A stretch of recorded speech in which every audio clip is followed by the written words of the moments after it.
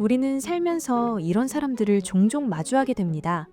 평소에는 말수가 적고 늘 조용한 편이지만 한번 입을 열어 자기 생각을 말하기 시작하면 그 사고의 깊이와 논리의 명쾌함에 압도되고 마는 그런 비범한 사람들 말입니다. 이런 사람들을 보면 우리는 속으로 이렇게 생각하곤 하죠. 저 사람은 태어날 때부터 머리가 남달랐을 거야. 나 같은 평범한 사람과는 뇌 구조 자체가 다를 거야. 그런데 심리학과 신경과학이 밝혀낸 사실은 좀 다릅니다. 우리가 올려다보는 그 압도적인 지능과 높은 수준의 사고력은 단순히 타고난 재능이 아니라 후천적인 습관의 결과물이에요.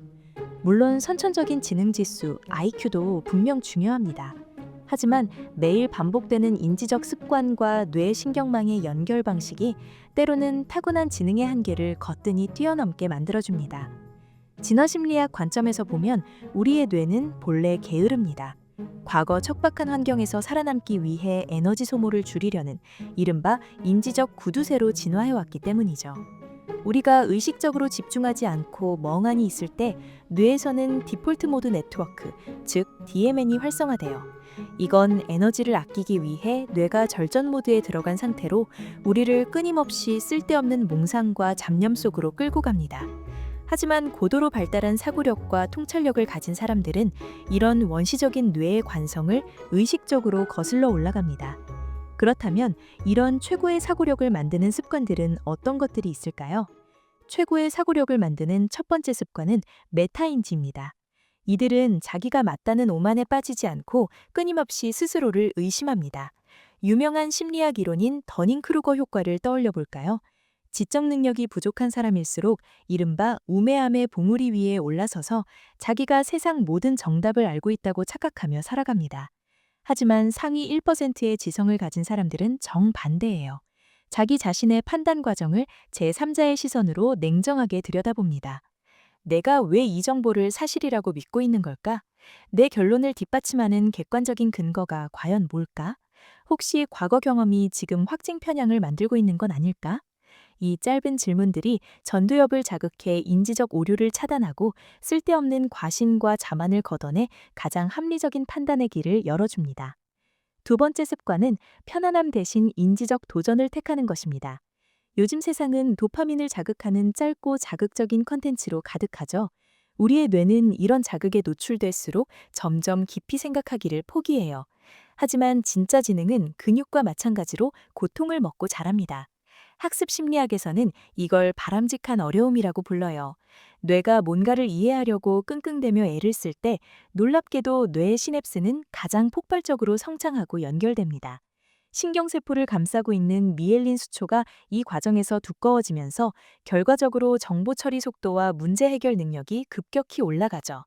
어려운 책을 덮지 않고 이해 안 되는 개념을 끝까지 파고드는 것. 이런 정신적 불편함이 바로 뇌를 위한 최고의 웨이트 트레이닝입니다. 세 번째 습관은 즉각 반응하기 전에 반드시 한 박자 멈추는 것입니다. 우리 뇌 깊숙한 곳엔 편도체라는 원초적인 감정 알람이 자리 잡고 있어요.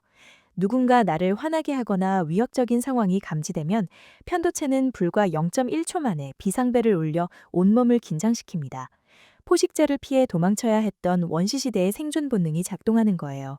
그런데 현대사회에서 우리가 맞닥뜨리는 위협은 야생동물이 아닙니다. 나를 무시하는 상사의 한마디 혹은 인터넷의 악성 댓글 같은 것들이죠. 이때 감정이 폭발하는 현상을 심리학에서는 편도체 납치라고 불러요. 편도체가 뇌의 주도권을 빼앗는 순간 전두엽은 마비됩니다.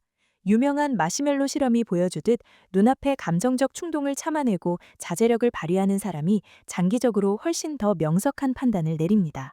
그렇다면 어떻게 편도체의 폭주를 막고 전두엽을 다시 깨울 수 있을까요? 여기서 상위 1%가 사고력을 유지하는 데 쓰는 가장 강력한 생체 기술, 바로 미주신경을 직접 자극하는 박스 호흡법이 등장합니다. 이 방법은 감정에 휩쓸리려는 순간 즉각적인 처방전이 되어줍니다. 먼저 4초 동안 코로 깊게 숨을 들이마시며 횡격막을 충분히 팽창시킵니다. 그 다음 4초 동안 숨을 꾹 참으며 산소를 혈류 속으로 밀어넣습니다. 그리고 다시 4초 동안 입으로 아주 천천히 숨을 내뱉습니다. 마지막 4초 동안 폐가 완전히 비워진 상태를 가만히 유지합니다. 이 단순하고 규칙적인 호흡은 부교감 신경을 즉각 활성화시키고 스트레스 호르몬인 코르티솔 수치를 낮추며 심장 박동을 안정시킵니다. 그러면 마비됐던 전두엽으로 다시 신선한 혈류가 흐르기 시작하면서 충동적인 분노 대신 차갑고 논리적인 이성이 당신의 행동을 지배하게 됩니다. 네 번째 습관은 새로운 증거 앞에서 기꺼이 자기 생각을 고치는 것입니다. 인지적 유연성이라 불리는 이 능력은 높은 지능을 보여주는 핵심 지표예요. 진화 과정에서 인간은 집단에서 밀려나는 것을 곧 죽음으로 받아들였어요.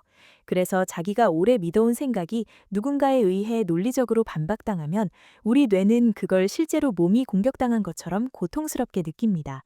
자존심을 지키려고 틀린 걸 알면서도 끝까지 우기게 되는 거죠. 하지만 지능이 뛰어난 사람들은 자아를 지키겠다고 진실을 외면하지 않아요.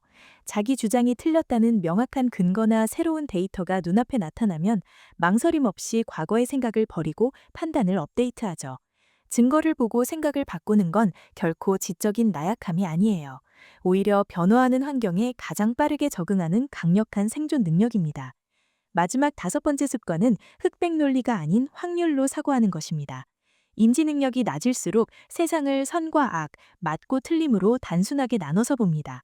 하지만 뛰어난 판단력을 가진 사람들은 베이지의 정리라는 통계적 사고를 몸에 익히고 있어요. 이들은 세상에 100% 확실한 건 없으며 오직 확률의 스펙트럼만 존재한다고 봅니다. 그래서 평소에도 무조건, 항상, 절대라는 극단적인 말을 쓰지 않아요.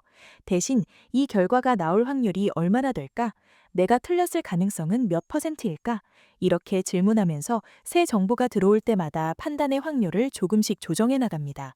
이런 확률적 사고는 성급한 판단을 막아주고 가장 합리적인 선택으로 우리를 이끌어줍니다. 지능은 결코 굳어진 바위가 아니라 매일 빚어낼 수 있는 부드러운 찰흙이에요.